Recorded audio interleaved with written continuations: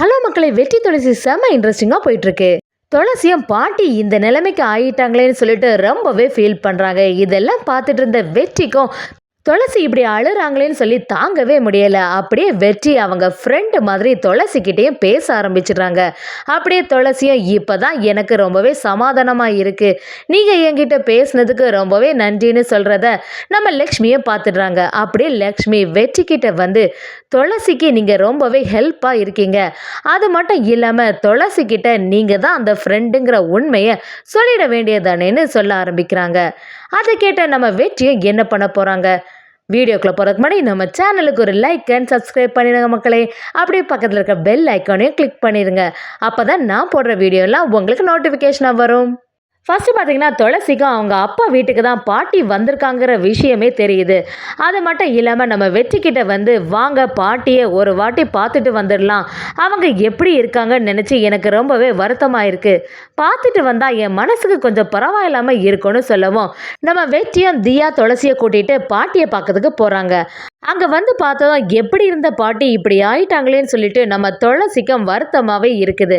அதே சமயத்தில் நம்ம வெற்றி அவங்கள்ட்ட வந்து பாட்டி நான் உங்களை பார்க்க தான் வந்திருக்கேன், நான் வந்திருக்கிறது உங்களுக்கு தெரியுதா அப்படின்னு பேச ஆரம்பிக்கிறாங்க. அதை பார்த்த உடனே நம்ம துளசியும் பாட்டி நாங்கள் எல்லாருமே சேர்ந்து வந்திருக்கோம், இப்போ பார்த்து நீங்கள் இப்படியே இருக்கீங்களே அப்படின்னு நினச்சி பேசிகிட்டே இருக்காங்க. நம்ம துளசி வெற்றியெல்லாம் ஒரு பக்கம் பேசவும் பாட்டி அப்படி படுத்துட்டு இருக்கதை பார்க்கவும் துளசியோட கண்ணில் அப்படியே கண்ணீர் பெருகி நிற்கிது. தியாவும் அவங்கள்ட்ட வந்து பாட்டி நான் எப்போ வந்தாலும் நீங்கள் என்கிட்ட கதை சொல்லுவீங்களே, இப்போ எதுக்கு இப்படியே இருக்கீங்கன்னு கேட்கவும் கூட கொஞ்சம் வெற்றி ரொம்பவே வருத்தப்படுறாங்க. துளசியை நம்ம என்னதான் பேசினாலும் பாட்டியோட நினைவு திரும்பின மாதிரி இல்லை, இப்படி நம்ம ஏதாவது பேசிட்டு இருந்தா பாட்டியோட நினைவு சீக்கிரமா திரும்பிடும் அப்படின்னு சொல்லிட்டு லக்ஷ்மிக்கு ஆறுதல் படுத்துறாங்க. ஆனால் லக்ஷ்மியோ பயங்கரமா அழ ஆரம்பிச்சிடுறாங்க. துளசி ஒரு பக்கம் அழுறத நம்ம வெற்றி பார்த்துட்டே இருக்காங்க. வெற்றியை என்னதான் துளசியை சமாதானப்படுத்தினாலும் அவங்க அழுகையை நிப்பாட்ட மாதிரி இல்லை. இதெல்லாம் பார்த்துட்டு இருந்த வெற்றியும் வெளியே போய் இப்படி செய்தாதான் சரியாகும்னு சொல்லிட்டு நம்ம துளசிக்கு கால் பண்றாங்க. அங்க பார்த்தா துளசியோட ஃப்ரெண்டு நம்பர் கால் வருது.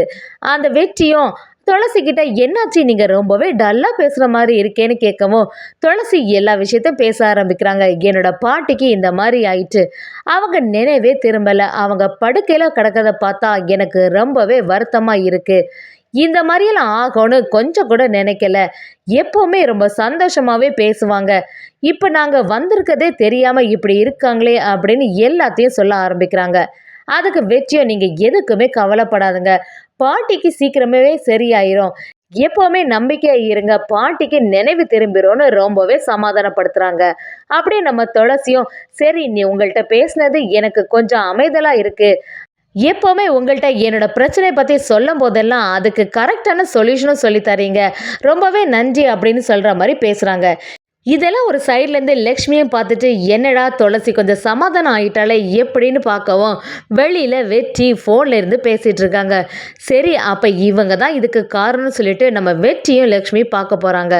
அப்படியே நம்ம வெற்றிக்கிட்டே வந்து நீங்கள் தான் அந்த ஃப்ரெண்டுன்னு துளசிக்கிட்ட சொல்ல வேண்டியது தானே, துளசி ஃபீல் பண்ணிட்டு இருக்கான்னு சொல்லிட்டு எவ்வளவோ அவளுக்கு ஹெல்ப் பண்ணுறீங்க, அப்புறமா எதுக்கு எல்லாத்தையும் மறைச்சிட்ருக்கீங்க, நீங்கள் இந்த மாதிரியெல்லாம் பண்ணுவீங்கன்னு தெரிஞ்சால் துளசிக்கோட மனசும் மாறும்ல அப்படின்னு சொல்ல ஆரம்பிக்கிறாங்க. வெற்றியும் அதுக்கு இப்போதைக்கு நான் எதுவுமே சொல்லலை, ஏற்கனவே அவங்க பாட்டி இந்த மாதிரி ஆயிட்டாங்களே சொல்லி வருத்தத்தில் இருக்காங்க, இந்த டைமில் நானும் சொல்ல போய் ஏதாவது பிரச்சனை ஆகிட போகுது, அதுக்குன்னு கரெக்டான டைம் வரும்போது எல்லா விஷயத்தையும் சொல்லிடுவேன்னு நம்ம லக்ஷ்மிகிட்டையும் சொல்லி முடிக்கிறாங்கன்னே சொல்லலாம்.